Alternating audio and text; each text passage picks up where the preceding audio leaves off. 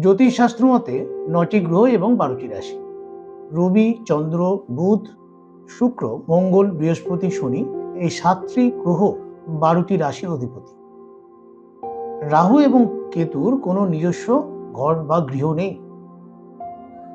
লগ্ন সাপেক্ষে জন্ম চার্টে শুভ এবং অশুভ গ্রহ বিচার করা হয়। আপনার লগ্ন অনুসারে আপনার শুভ গ্রহ কোনটি এবং অশুভ গ্রহ কোনটি সেটা জানার জন্য আজকের এই ভিডিওটি সম্পূর্ণ আপনাদের দেখতে হবে। নমস্কার, আমি অ্যাস্ট্রোলজার ডক্টর তুহিন শুভ্র মুখার্জি। কোনো জাতক বা জাতিকার জন্ম চার্টের প্রথম যে ঘরটি সেটাকেই বলা হয় লগ্নভাব। রাশিচক্রের প্রথম ঘরটি হচ্ছে মেষ রাশির ঘর।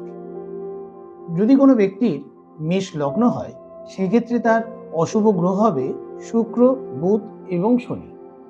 যদি বৃষ লগ্ন হয় তাহলে বৃহস্পতি এবং চন্দ্র। মিথুন লগ্নের ক্ষেত্রে মঙ্গল, বৃহস্পতি, রবি।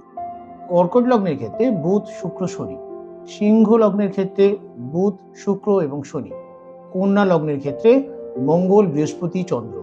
তুলা লগ্নের ক্ষেত্রে বৃহস্পতি, রবি এবং মঙ্গল। বৃশ্চিক লগ্নের ক্ষেত্রে বুধ, শুক্র এবং শনি। ধনু লগ্নের ক্ষেত্রে শুক্র এবং শনি। মকর লগ্নের ক্ষেত্রে মঙ্গল, চন্দ্র, বৃহস্পতি। কুম্ভ লগ্নের ক্ষেত্রে বৃহস্পতি, চন্দ্র, মঙ্গল এবং সর্বশেষ মীন লগ্নের ক্ষেত্রে বুধ, শুক্র এবং শনি।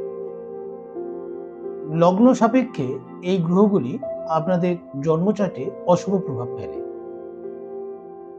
এই সমস্ত অশুভ গ্রহদের প্রভাব থেকে মুক্তি পাওয়ার উপায় কি?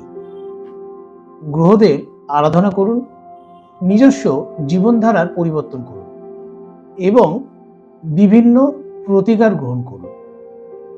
তাহলেই দেখবেন এই সমস্ত অশুভ গ্রহদের প্রভাব থেকে আপনারা অনেকটাই মুক্তি পাবেন।